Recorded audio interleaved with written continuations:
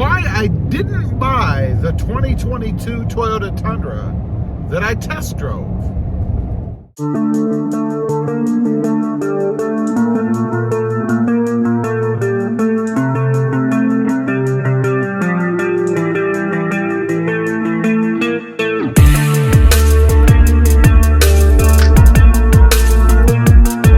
Well, good afternoon, everybody, and welcome back to Rob Motive FST. So the question begs, hey, why didn't I buy that 2022 Tundra that I test drove? Typically for me, I have the sickness.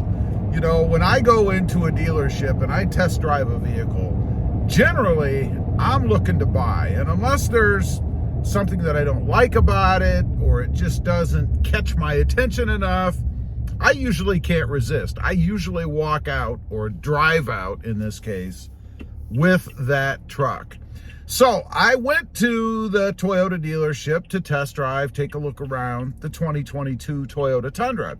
And I was looking to be mind blown, to be quite honest. That's what Toyota said they were going to do. They said the new Tundra would be mind blowing. So it's kind of what I was expecting. My expectations were very high when I went in to look at that truck.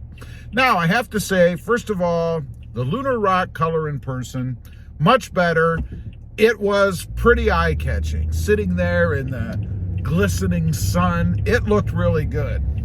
The interior, it looked okay. I mean, was it mind-blowing? No, I wouldn't say it was mind-blowing. It was different. It was updated. It had the new center console armrest area, which was adequate. It was okay. Nothing wrong with it. I had thought early on that maybe the little sides that you put your arms on would be too narrow. It wasn't. It would have been fine for me. No big deal. The safe, the integrated safe that was included in that particular truck, that was awesome. I really did like that. It fit in there well. It looked like it should be there. And it was one of the things that I remember most about that truck. And, strange that it's an added accessory that I remember most, not really the interior itself. It did have a different radio screen. It was bigger than what I have now. It did not have the gigantic, 14.1 inch screen, whatever it is. Didn't have that. So, I was a little underwhelmed with it, honestly. I was really hoping that truck was going to have the bigger screen in it. It didn't. It had the glove box area up above the other glove box, and while that was neat, extra space, be able to put stuff there, as someone else pointed out on my channel, you could see everything. And what a mess that would be if you had stuff sitting in there. There's no lid to cover it. You could see everything there, and that really wasn't too cool either. The seating and all that stuff was adequate. The room in it, I think, was fine. Supposedly, specs-wise, it's supposed to be smaller on the inside, but I have to say, it actually felt larger to me. So perception is everything, irregardless of the numbers. It did feel bigger to me, particularly in the back seat area. The colors and stuff inside, they were okay. They weren't mind-blowing. The pattern in the seat, the way the treatment was of the dash and all that stuff. I mean, it was adequate. It was fine. Nothing wrong with it whatsoever. But again, not mind-blowing. So now when we look at the drive, I was excited about that. It's the new V6 twin turbo engine. What's it going to be like? Is it going to feel more powerful? I didn't know. So I got in the truck, and I got to admit, at first, it did feel pretty powerful. If you saw my video, I think I said in the video that it really felt as powerful as my V8 is. But I was wrong. After I got home and I took a drive in my truck, the one that we're in right now, and it's a 2021, in case you weren't aware, and it's a V8, the 5.7. It didn't feel as powerful after I got back in my truck and went for a ride.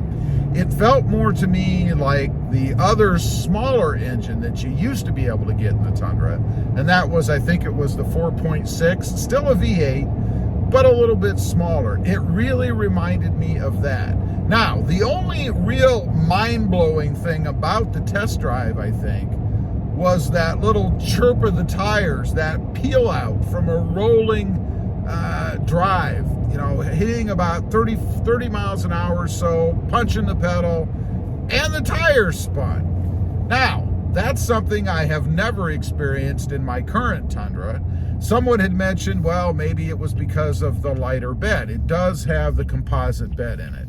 You know, I don't have that in my truck. In this, the 2021, of course, it is the steel bed. So it stands to reason that there is less weight on the rear tires, the drive tires, because the bed is composite. Now, one thing I want to note about the composite bed, you know, you always have your stalwarts out there. If it isn't steel, it's not as good. Well, first of all, I disagree. All the testing and data I've ever heard is that the composite bed is actually stronger during testing than what the steel bed is. And then the argument becomes, yeah, but the steel bed isn't gonna pop a hole through it or crack or anything like that, you know, should you drop something in it. Well, you know, my impression of that is, you know, if you drop an engine block in a bed, it's going to ruin either one, whether it's steel or not. So I would say that's just a false belief for those that are unsure and unknowledgeable and unwilling to accept anything new. Those are the kind of folks that probably would still have us in a horse and buggy.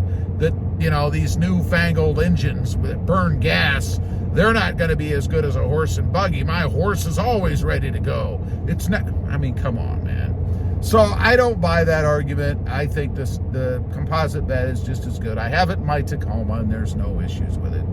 So back to the driving experience. The truck felt lighter, I must admit. It felt lighter than this one does, a little bit.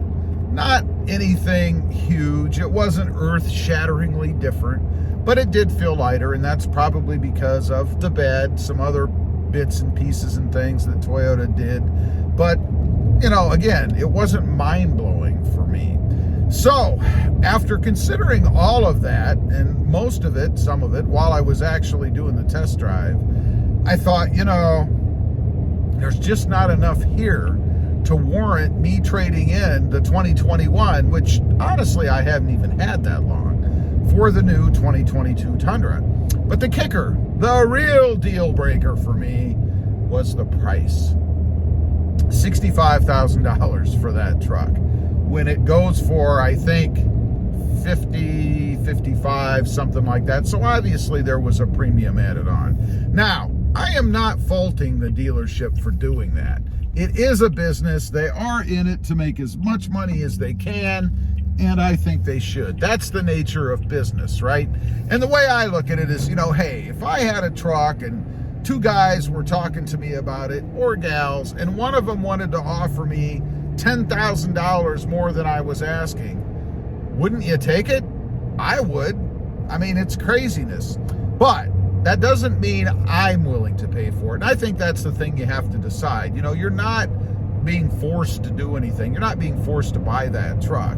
If you think it's too much money, irregardless of a market adjustment, an added premium, whatever it is, then you shouldn't buy it. But don't sit back and dog the dealer because they're trying to make money as a business. I mean, come on. There's nothing wrong with that whatsoever. It's not a necessity after all. Anyway, I just wanted to get on, kind of talk about that a little bit. You know, that's why I didn't buy that 2022 Tundra. It just didn't blow my mind. Nothing on it was above and beyond enough to make me dump the truck I currently have. And in the end, it was just way too much money for what I was willing to spend on that truck. Leave a comment, let me know. Maybe you're in the same situation. Maybe you've gone to look at one, or you are looking at one. Did you buy it? Did you not buy it? And if not, why not? I'd be curious to know. Also, real quick, I do have 2 additional channels. Rob Motive, all about my 2021 Toyota Tacoma, and Rob Motive JT, all about my 2020 Jeep Gladiator. Check them out, and if you're interested, please consider subscribing. Don't forget to click that notification bell so that you don't miss out on any upcoming videos. And do me a favor, smash that subscribe button on the way out. Thanks for watching. Stay safe out there. Bye.